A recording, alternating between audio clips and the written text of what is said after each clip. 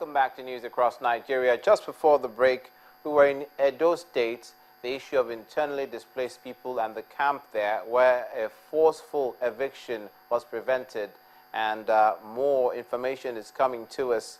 Speaking of which, we have our correspondent, Peter Okonkwo, to give us some more details. Hello, Peter. Hello. Good afternoon. Peter, can you give us a good afternoon? Can you give us a situation report on what's happening at the camp now? We are right now at the International Christian Center Home for the Needy for Mission, where we have the over 900 IDPs who have been taken in by for the needy. And actually, we're waiting for the governor, who is on his way down to this place, to pay them a visit. You know, like you will recall, on Saturday was an attempt to evict these people, and yesterday we talked with the special who said that the governor has saw to it that was prevented. Right now, from the information we are getting, the governor has left the government house and is on his way here. You know, the journey here is quite torturous because the road is not too good at one end, but we are still expecting him. As we are here right now, the community, the members of the community are here, the energy of the community is in this place, all the children are ready, and they are all looking forward to having the governor. They assembled a few minutes ago, and after a while, they were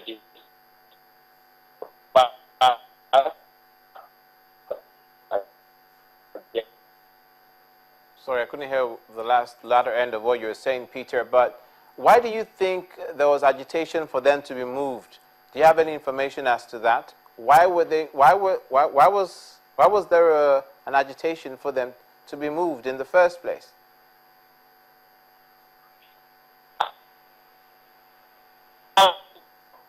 The same as to why would they want to move? Okay, we do beg you. Can you hear me? Okay, I can now, if we can just have Okay. Peter back on. Peter, why were they going to move them?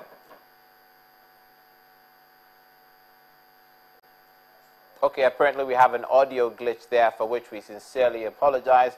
Our correspondent, Peter Okonkwo, who happened to actually get in some information for us, nevertheless, that the governor of that state was making his way to the camp and that the people of that community were in readiness to receive him concerning the internally displaced people there.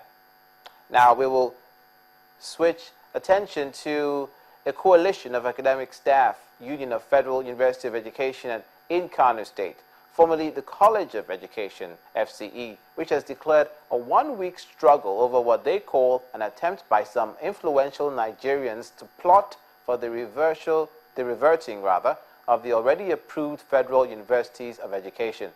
Addressing a press conference after the union's emergency meeting held at the premises of the university in Kano, the union's chairman, Abubakar Sadiq, says they will not succumb to threats by some people who misinformed the president regarding the formation of University of Education in Nigeria. The unions have threatened as well to boycott all academic activities should the president decide to return the Universities of Education in Nigeria back to the college status. Take a listen.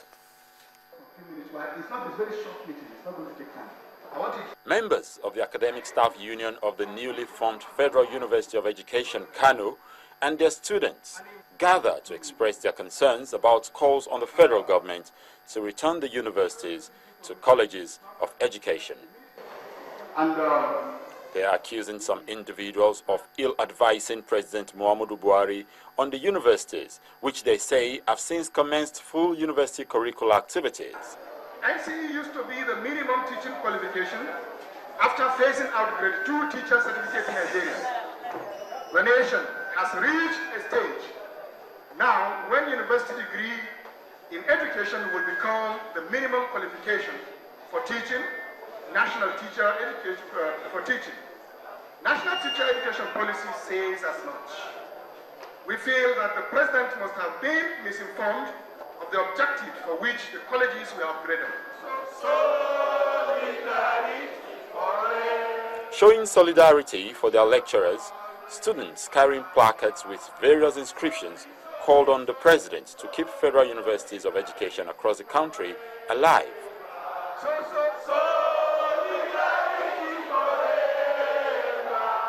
The time factor we are using in achieving our degree will be decreased because we spent good 7 years before we could become a graduate.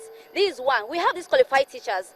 We have doctors as lecturers. We have professors. So what is it? We have the facilities. We have had for long that all countries over the world, they have put more emphasis on the educational sector. As such, this development has recently reached this place now. But we are hearing that they are saying it is a sort of backwardness in terms of education, which is very, very fortunate.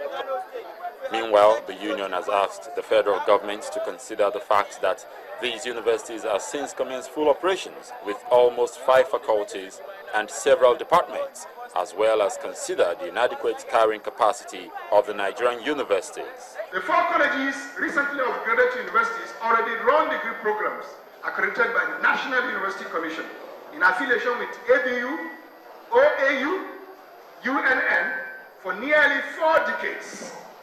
The elevation of the status of the colleges to university is therefore a formality that is long overdue. In the meantime, the union says they await the response of the president on their request. This, they say, will determine their next line of action.